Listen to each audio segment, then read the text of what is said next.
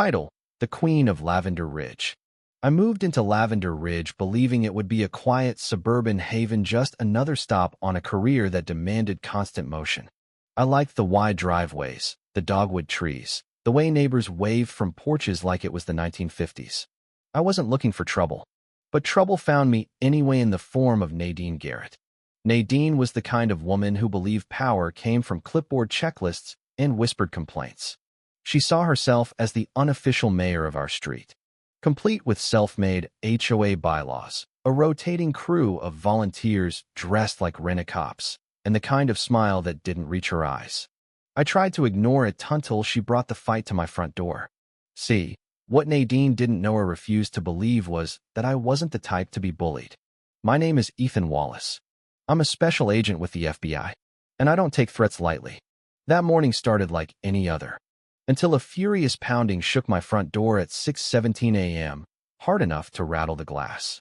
I stumbled to the entryway in sweats, bleary-eyed, thinking maybe a neighbor was in danger. Through the peephole, I saw two people, one tall, one shorter, wearing dark navy uniforms with bold, yellow letters that read HOA. Police. Their badges looked plastic, like party favors, but they held themselves like stormtroopers. Behind them, Nadine Garrett hovered with crossed arms, a smug glint in her eyes. I cracked the door. "Can I help you?" The tall man, square-jawed and smug, jabbed a finger at me. "We're here on official business. Your garage has multiple violations. We need to inspect immediately." I blinked. "What violations?" "I didn't receive any notices." The shorter woman with narrowed eyes chimed in. "Noise disturbances. Suspicious activity. Possibly unsafe storage." Nadine leaned forward, voice syrupy sweet. "We've received reports from the community, Agent Wallace. Being FBI doesn't exempt you from HOA regulations." My gut tightened. I stepped fully onto the porch. "If this is official, show me signed documents, not party store badges." The man pulled out a paper with HOA infraction citation, typed in bold font, but no signature, no seal, no official reference. I felt my pulse quicken. "This is a joke," I said flatly. "Unless you have a warrant signed by real law enforcement, step off my property." Nadine's smirk widened. "I'd be careful with that tone, Ethan. Your resistance is noted." Behind them, I saw a small camera pointed at me. They were trying to provoke me in tape. I crossed my arms. "If you impersonate law enforcement again, I will press federal charges." Nadine sniffed. "Fine. We'll escalate this with the proper channels. Your arrogance has consequences." And just like that, they turned and walked off, leaving behind a wave of unease that I couldn't shake.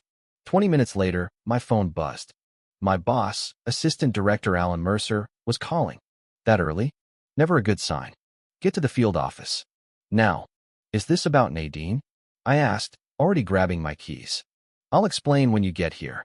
When I arrived at the office, Mercer met me at the door, his jaw tight. "There's been a complaint from your HOA. They're alleging misconduct, harassment, threatening behavior." I felt my stomach drop. "I've lived there for 2 months," I said. "Those so-called officers aren't legitimate. Nadine Garrett is behind all of this." "I don't care if they're mall cops or crossing guards," Mercer snapped. This hit our internal affairs inbox. "There's now a file with your name on it." I clenched my fists. "She's trying to frame me." "Then prove it," he said. "Because right now, you're under review." Back home, the pressure intensified. That fake cruiser sat 2 doors down every night, lights off, engine cold. I'd spot Nadine on her porch, pretending to water plants while watching me like a hawk. Neighbors avoided eye contact. Some crossed the street when I jogged by. It was like I'd been marked. I tried reporting the impersonation, but every channel bounced me around. The real HOA? Voicemail full. Website disabled. I sent a formal complaint to our local police. Contact Detective Luis Alvarez. He promised to investigate. "This isn't law enforcement," I told him. "This is psychological warfare." He promised to run the plates. Meanwhile, things deteriorated. One neighbor, Tamara Henley, knocked on my door in tears. "They left this on my porch," she said, holding up a citation threatening eviction for repainting her shutters without approval. I read it. No signature. No letterhead. Same bogus format. "Don't pay it," I told her. "They have no legal standing." "But what if it's real?" she whispered. I called the HOA line. It's dead. I nodded grimly. That's because Nadine is the HOA now. Back at the bureau, whispers followed me. A meeting with internal affairs turned hostile.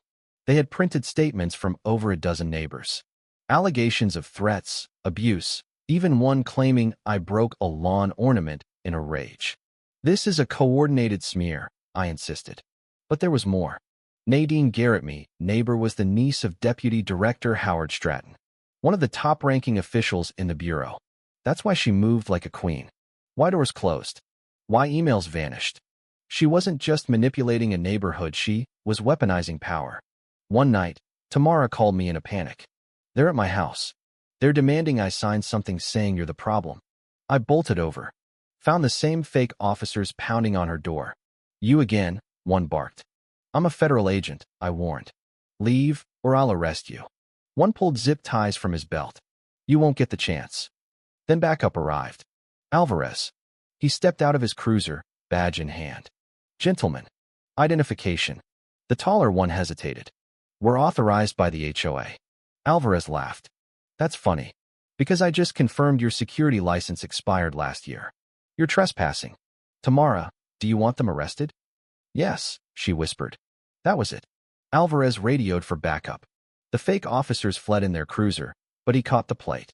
And with Tamara's sworn statement, we had what we needed. The next night, I received an unsigned letter. Community meeting. Lavender Ridge Community Center. Attendance required. I knew it was Nadine's doing. I also knew it might be my only shot.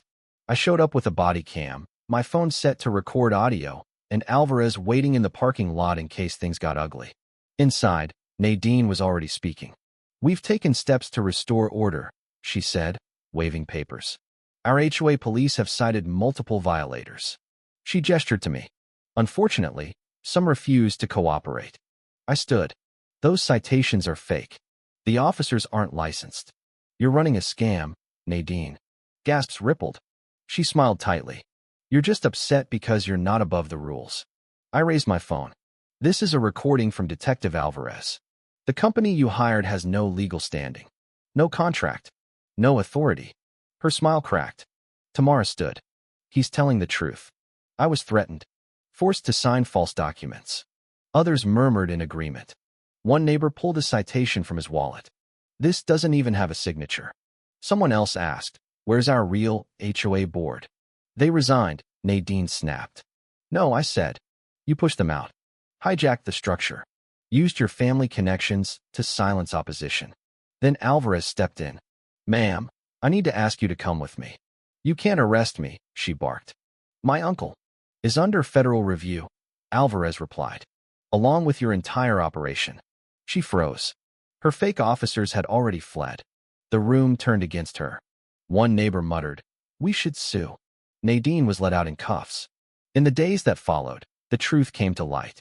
She'd used her uncle's name to pressure vendors, silence opposition, and funnel fines into a personal account.